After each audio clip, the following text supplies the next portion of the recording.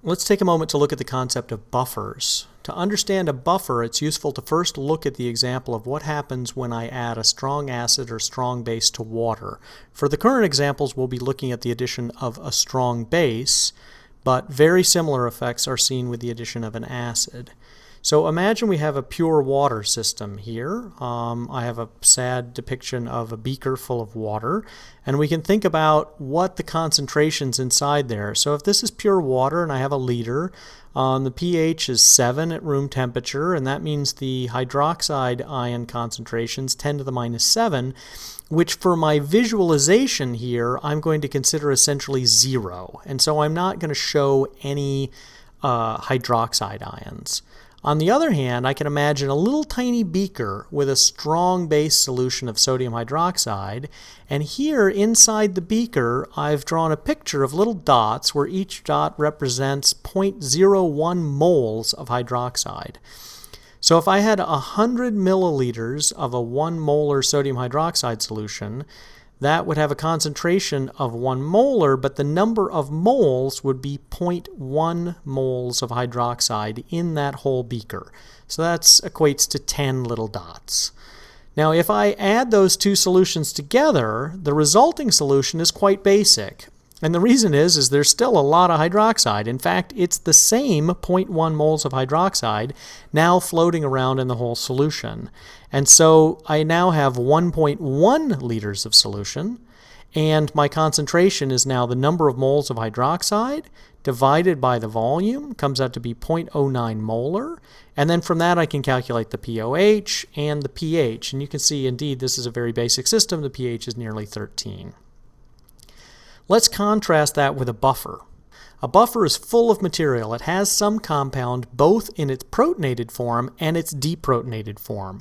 Here I visualize this for formic acid, HCOOH, and the white dots represent the protonated form and the black dots represent the deprotonated form, or the formate ion. And in my solution, I imagine I have a half a mole of each of those, and if you count carefully, I think there are 50 dots of each one. And if I wanted to know something about the pH of this solution, I have equal concentrations of the protonated form and the deprotonated form, and I know under those conditions that the pH is exactly equal to the pKa. Looking up the pKa for formic acid, you see it's 3.77, and so this is a buffer, and the pH is right at the value of the pKa. Now what will happen if we add the hydroxide to this solution? We have the same amount, 100 mils of a 1 molar sodium hydroxide solution. That's a tenth of a mole of hydroxide. Now that's going to react. And so here's my neutralization reaction. I have formic acid plus the hydroxide makes the formate ion and water. So you can see what's going to happen is the little white dots are going to convert to the black dots, and the formic acid and the hydroxide will react until one of them is gone. And you can see clearly in this picture there's more formic acid, and so when I'm done, the hydroxide is going to be completely gone. And the resulting solution is now looking a lot like the initial solution. It's still a buffer. That is, there's lots of deprotonated form and there's lots of protonated form.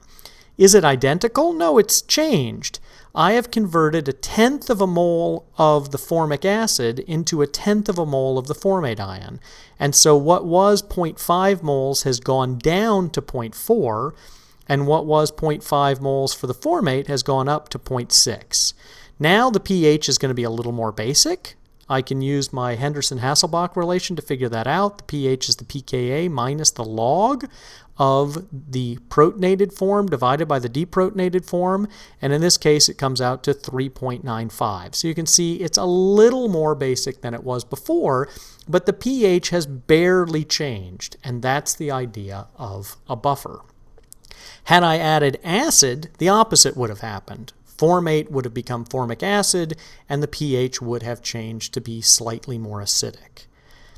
Now let's think about buffer capacity. The idea of buffer capacity has to do with how much of an acid or a base can you add before there's a change. So here's a similar buffer. It's got formic acid and formate just like before, but now I have much less material. Instead of a half a mole, I have 0.05 moles. Now the concentrations are still the same concentration of protonated and deprotonated. The pH is the pKa, it's 3.77.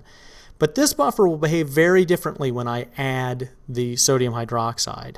I now put in 0.1 moles of hydroxide. I have the same reaction occurring. Now formic acid is going to react with the hydroxide, but the formic acid is the limiting reagent. I have 0.05 moles of formic acid, but I have 0.1 moles of hydroxide. So now when these react, I'm going to run out of formic acid and I'm going to have hydroxide left over.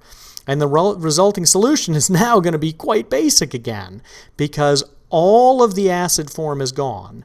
I have mostly deprotonated formic acid, that is the formate ion, floating around with hydroxide ions. And as a result, how much formic acid is there? There's essentially 0. How much formate ion is there? There's about 0.1 moles. All of it has been converted to formate. And the hydroxide, there's now 0.05 moles. So now this isn't a buffer anymore. This is a strong base. So it's just the concentration of the solution to find the pOH, and you can see I end up with something that's very basic. So for this one, because there's less material, the amount of hydroxide that I added overcomes the buffer. That is, it exceeds the buffer capacity. In the previous example, with lots of material, there was a higher buffer capacity, and adding 1/10 of a mole was not enough to change the pH very much. Here we have 10 times less buffer capacity, and you can see the addition of 0.1 moles ends up converting all of the acid to the basic form, and we end up with excess hydroxide and a very